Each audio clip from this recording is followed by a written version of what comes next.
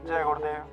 जब बच्चा छोटा होता है तो पहला कदम माँ बाप का होता है उसे शिक्षा देने का, और माँ बाप ही उसे शिक्षा देते हैं। जब बच्चा थोड़ा सा और बड़ा होता है तो भौतिक ज्ञान अर्जित करने के लिए उसे किसी स्कूल में डाल दिया जाता है। फिर वो वहां रहकर भौतिक विद्या का ज्ञान अर्जित करता है। तरह तरह की पढ़ाई वहां पढ़ाई जाती है। फिर वो और बड़ा होता है। उस समय उसे अगर सही दिशा सही राह नहीं दिखाई तो वो भी वही काम करेगा जो आज देश में हो रहा है। चोरी डकैती, लूटपाट, रेप, केस आदि। ये बच्चे जो ये सब गलत काम कर रहे हैं ये कोई और नहीं है, ये हम में से ही एक है। ये हम में से ही एक है।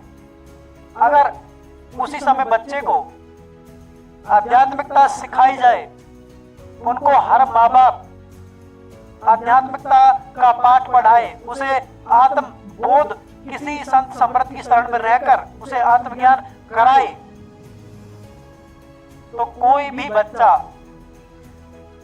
जितने भी इस दुनिया में गलत काम हो रहे हैं, चोरी, ठगी, बेईमानी, लूटपाट, मांस का सेवन, शराब का सेवन, रेप केस, जितने भी ये गलत काम हो रहे हैं, कोई भी बच्चा नहीं करेगा। बस आप एक कदम बढ़ाओ।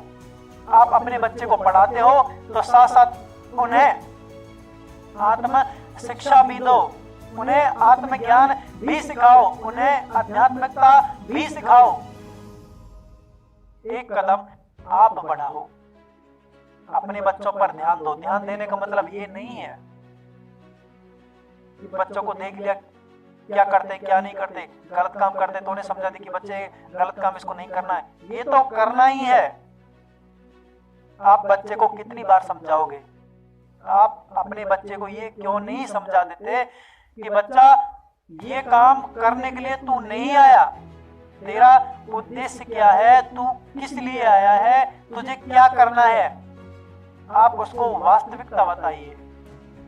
अगर आप उसे वास्तविकता बताओगे, सच्चाई बताओगे, तो सच्चाई में जिएगा, ना कि झूठ में पेट भरने के लिए अपनी जिंदगी को ताउम्र बर्बाद कर देगा।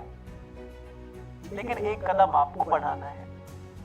अगर आपने एक कदम बढ़ाया, आपका एक कदम ही कितना परिवर्तन, आपका एक कदम ही कितना परिवर्तन ला सकता है, ये आपने नहीं सोचा। और एक कदम ही